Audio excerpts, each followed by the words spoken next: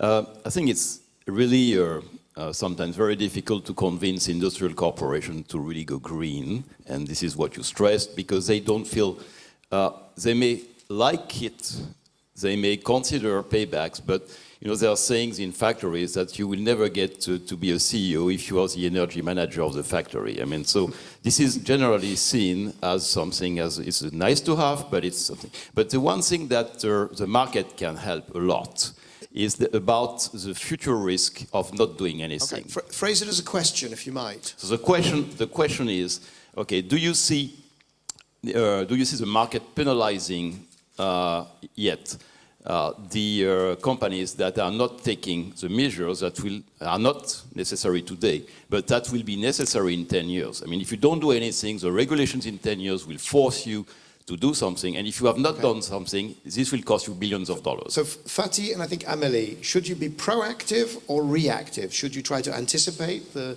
regulatory environment and do those things anyway? Does the market reward that or not? Yeah, thank you for your excellent question. I think the both are the possible. For example, the recycling. If you look at the European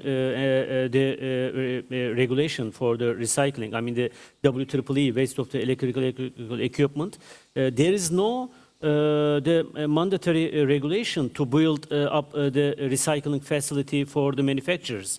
You can work with the compliance schemes to getting the targets. But we decided to build the recycling facilities as a voluntary, and we are using this issue for the marking up the companies as a corporate manner, and also in the explaining the end users, the customers, why we are doing this activity as a voluntary. And so I believe that this will affect to sales and the corporate communication in general. So it's an opportunity and a communications exercise, both. Amélie? I think where the market rewards green energy and where it's economically more attractive to be green rather than gray, you have to invest into green energy, and you should be proactive, right? If you invest in the Middle East, let's pick Africa. If you don't recognize the value that you have with the abundance of solar there and how cheap solar is there and how cheap dispatchable solar is there, and continue to invest and pay for expensive or more expensive oil, I think you're penalizing yourself, right? The market is not penalizing, you're penalizing yourself. And I'm not a big friend of just investing for the sake of following regulation, but where it makes economic sense. And wherever green energy is cheaper, you should go proactively for green energy. Antonio, very briefly, because we've got one more question I'd like to take. So just very briefly, I mean, there is work in relation to the Financial Stability Board with Mark Carney, and there's a real push to account for kind of real kind of material risks within businesses as relates to kind of climate risk and other risks. So I think there is a growing push from that financial community, not large enough, to kind of really account for those material risks as well. And I would say that there's a difference between perhaps perceptions and reality, and that the investor base is in some cases lagging, that corporates want to do this because because clean energy is now very cheap and energy efficiency is now very cheap, and then investors hear clean energy, energy efficiency, and mark down the investment instead of marking it up, which is obviously a mistake. Let's bring that question, final question, the gentleman in the middle there. And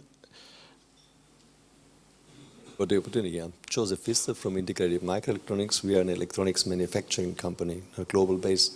My question is, actually I'm very pleased with that, what I hear. So it is obviously that the green energy is on the rise, no doubt. And at the end of the day, if we put the effort in needed, it will be cheaper than everything else we dig out of the ground. And it will be less pollution anyway. So geothermal we discussed. Yes, there are more geothermal also in Germany, even in Munich. We have in Unterföhring just opened one. They drilled down 4,000 meters and they're heating now a big part of the city. Geothermal already, even in not at the Ring of Fire, even in a country where it is very stable, at the Melassi-Becken and also in the Rhine area.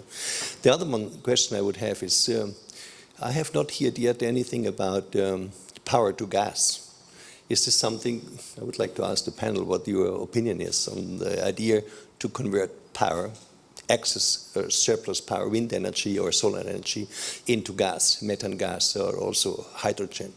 I know there are a couple of plants already working successfully, even in Germany here. So this is, I think, something to think about. Does somebody want to take that one quite quickly? I'll talk a little bit. I mean, my keynote will be about the future of energy more generally, but is GE working on power to gas? Felix, have you looked at it? Just investigating, frankly speaking. Investigating. Yep. Okay. Felix? I mean, we have actually done multiple discussions. So there is a French company called Air Liquide, which is one of the gas and hydrogen. Air Liquide, yeah. Air Liquide, okay, yeah. Air Liquide, yeah. And so we know that it is actually something we're taking very seriously and potentially, as energy storage and as energy itself. Those is actually a very important part of the equation. But I'm not expert on that. So, but I think this is actually a very promising part and very important part as well. Okay, so let's, we're out of time. For me, that's been a fascinating discussion. I hope you've found it useful. I think we have, I hope we have demonstrated that green opportunities are real. They help with risk management. They are business opportunities. They are, of course, also branding and corporate citizenship opportunities. And we've heard that they span green energy procurement, recycling, storage, digitization, energy efficiency, and a number of other business models we didn't explore. But hopefully you can come up and talk to our panelists if you have other ideas or you want to probe more deeply during the coming hours. Thank you very much, and let's thank our panel.